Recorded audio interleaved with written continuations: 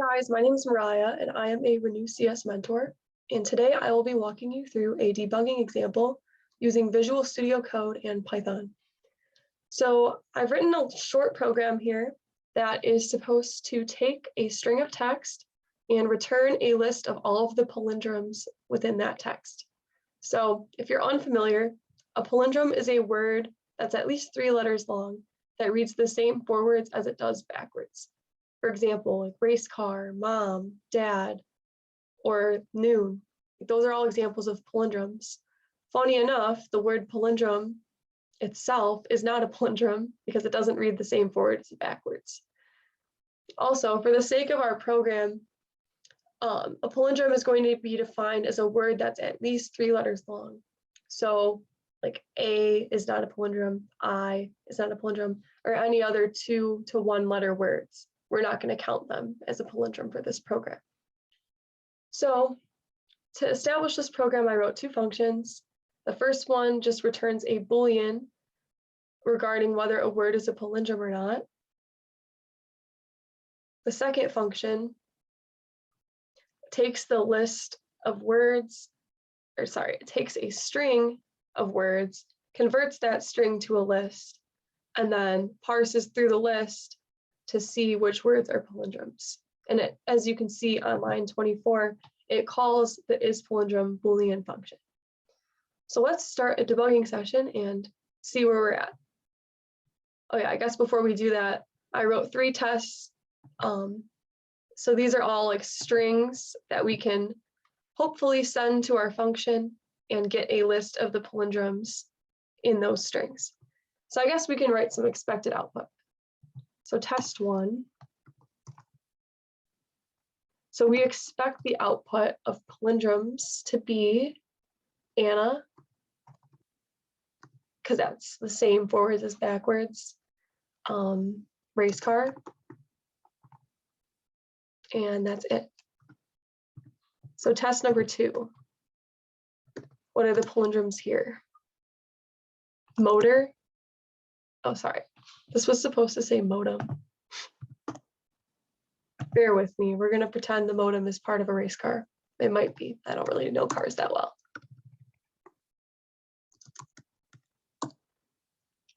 Okay, and I think that's all that one should be grabbing. And then test 3. The expected output is just noon. Okay, so it looks like we have like a variety here. We have some even letter palindromes and some odd letter palindromes. So now we're going to run this buggy example with the first test case and see what output we get. So I'm just going to copy this here, paste it above this so that we can easily see our expected output. So we're going to run and start debugging.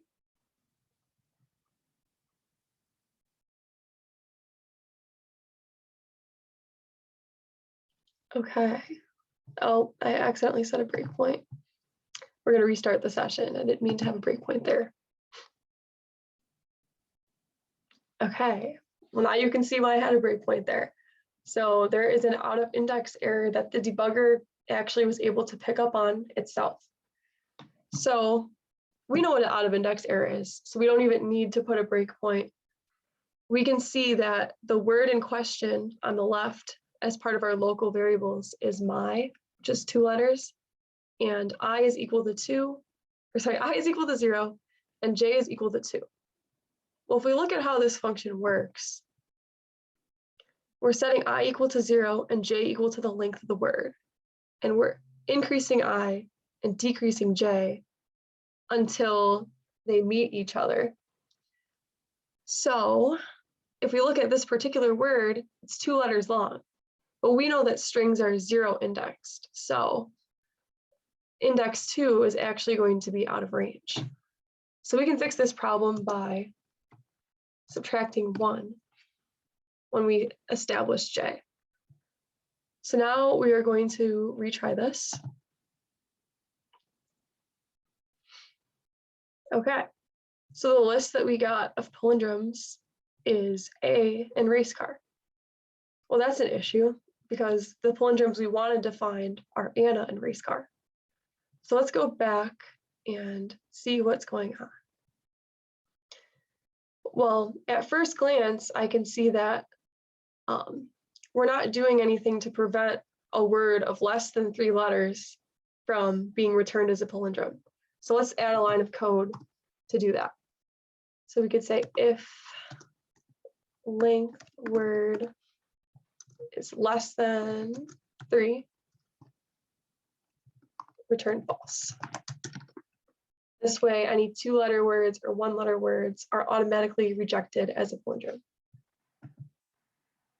Okay, so let's run that again, see if that fixed our problem. And it did. This time we just got race car. Okay, so why aren't we getting Anna? This is a situation where we might need to set a breakpoint. I'm guessing it's happening somewhere during this comparisons. So we're going to set a breakpoint here and run the program again. Debugging. Oops. Okay. So looks like we're at our second iteration and the word is friend. So we are just going to step over. Oops, let's step out of this function actually. Okay. Step over, step over. We're going to step into the function this time because now, as you can see, we are on the word Anna. Okay, so Anna is more than 3 letters. Check. As you can see, I is equal to 0, J is equal to 3. Both of those are within the bounds of our string. Okay, so now we're comparing word I to word J. Oh, well, it looks like here we might have a capitalization error because word at I is capital A and word at J is lowercase a. So let's try to fix that real quick. All right, so I'm going to go about fixing this by taking this whole string of text and lowercasing it right away. So text equals text dot lower. Okay, and let's try to run and debug again.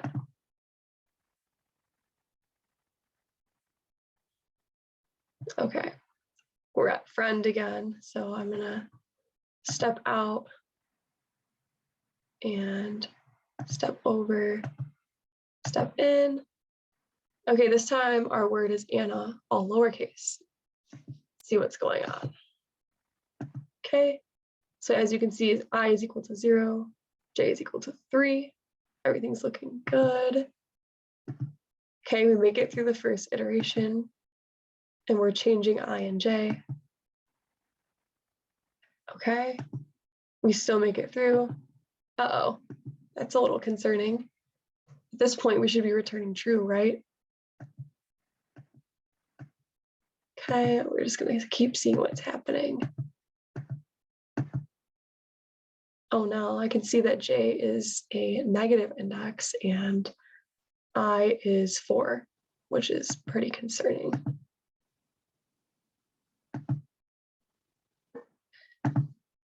Oh, and our concerns are valid because it looks like there was a out of range error another time. So what could be causing this? Well, we watched while we debugged that I kept incrementing until it was out of range and J kept decrementing until it was out of range too. So let's take a look at how we can fix that, particularly at this state. So I is not equal to J. So as long as that's not true, we're going to keep iterating. So if we run our program again, taking a second to get started, we don't care about the word friend. Okay, here's Anna again. Let's see what happens. Okay, so I is 0, J is 3. I is 1, J is 2. Okay. I is 2, J is 1, So it looks like I and J are never actually equal to each other anyways. This is because we have an even letter word. So we want to create a condition that is true whether the word is an even number of letters or an odd number of letters. I think I have a solution. Let's try to say when I is less than or equal to J and run this again.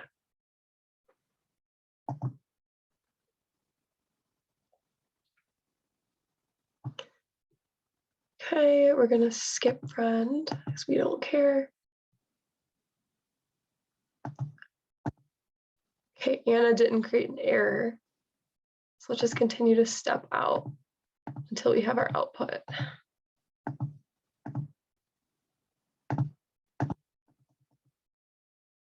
Okay, and this time we got the correct list. We have Anna and we have race car. Cool, so test 1 is a pass. Let's try test 2. Her car has a fast modem with 750 horsepower. Okay, we're gonna do the same print statement here. We're gonna change it to test 2. So we expect modem to be returned to us when we run this. So let's try running and debugging. And I will comment this first one out so that we don't have to deal with it. And I will remove the breakpoint because I believe we solved the problem.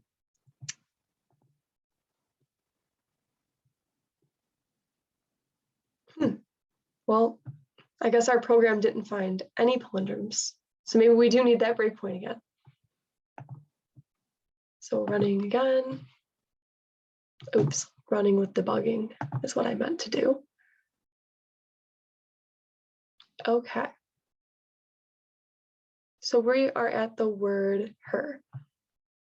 Okay, so that's not the word that we care about. We care about modem.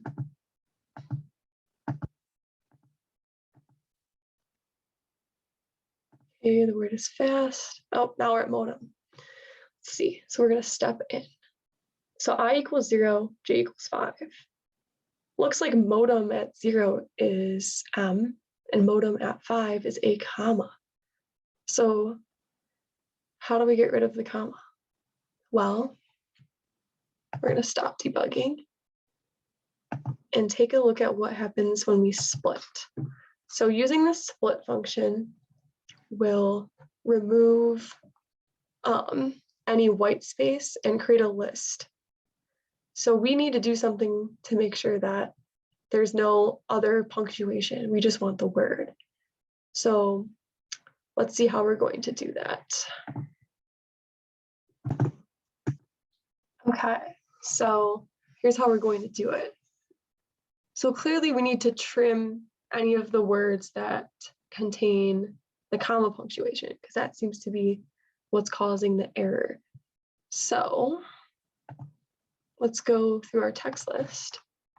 For word in text list,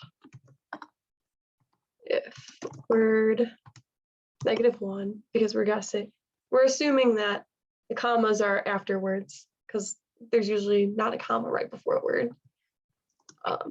So if word -1 equals comma, word equals word dot replace. We're going to replace the comma with a space. Okay, and we are going to run and debug again and see what happens.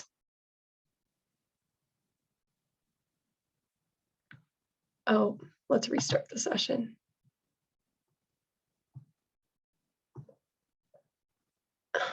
Why are we at horsepower? I'm going to stop debugging and remove this breakpoint and start again.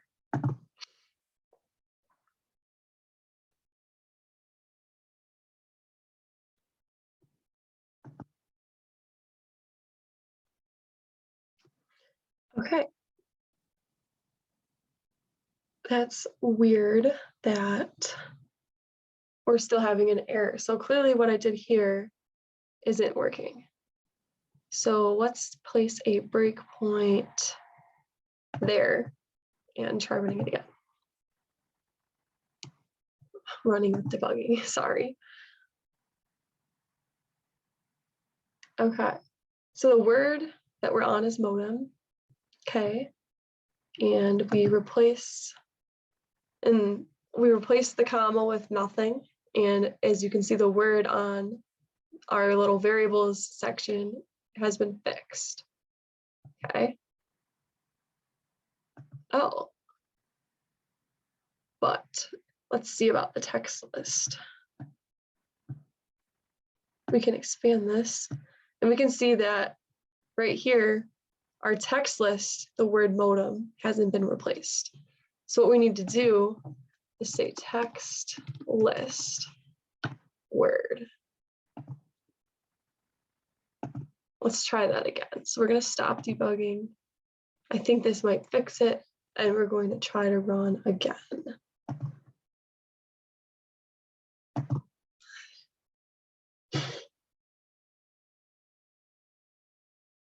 Oh, I want to remove the breakpoint. Oh, list indices must be integers or slices, not string. Oh, okay.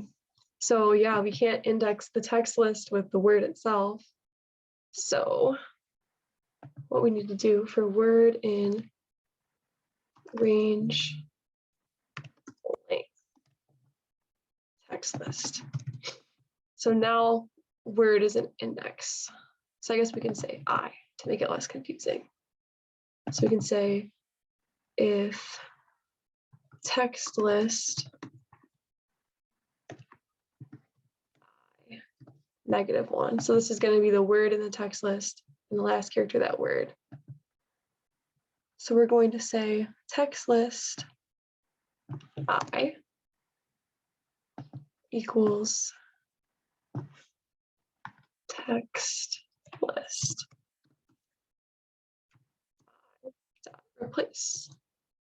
Let's see if that fixes our issue.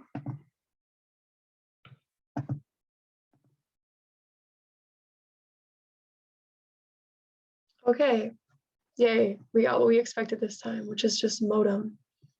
And let's try running this last test case. So I'm going to comment this one out first.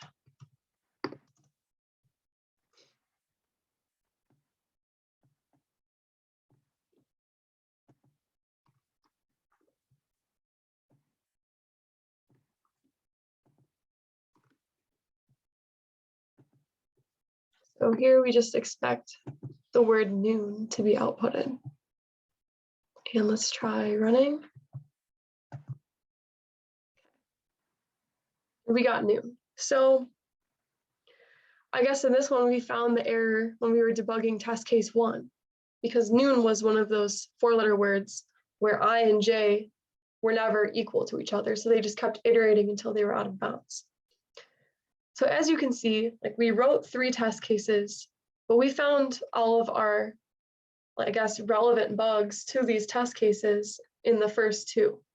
So it's important to note that we didn't find all the bugs. Like, what if we had a period here? We saw earlier that when there was a comma, we needed to trim the word modem. So similarly, I'm sure this would cause an error. So it's important to note that you need to create many test cases to make sure you're finding all of the errors. And that if you find an error in one of your test cases and you can think of similar errors to check for, you should definitely do that. I know you're provided with some test cases in some of your EECS classes or engineering classes here, which is great, but sometimes like you just need to create your own to find the bugs. And the best way to do that is to create many test cases and to make sure you're putting edge cases like A, which is a 1-letter word, or Anna, which is a 4-letter word with a capital letter in it,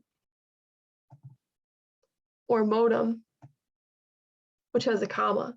Like these are 3 things that would cause our program clearly to bug out. So you want to make sure that you're creating test cases that challenge your program rather than just having a basic sentence like this. If we change test case 1 to say, my friend, lowercase Anna, like our program wouldn't have had the bugs. So it's important that we cause it to have bugs, or we cause these weird things to happen so that we can catch our errors as they come. And yeah, so that's my example. I guess it was pretty short and simple. I hope you're able to learn something about debugging and feel confident enough to try it on your own.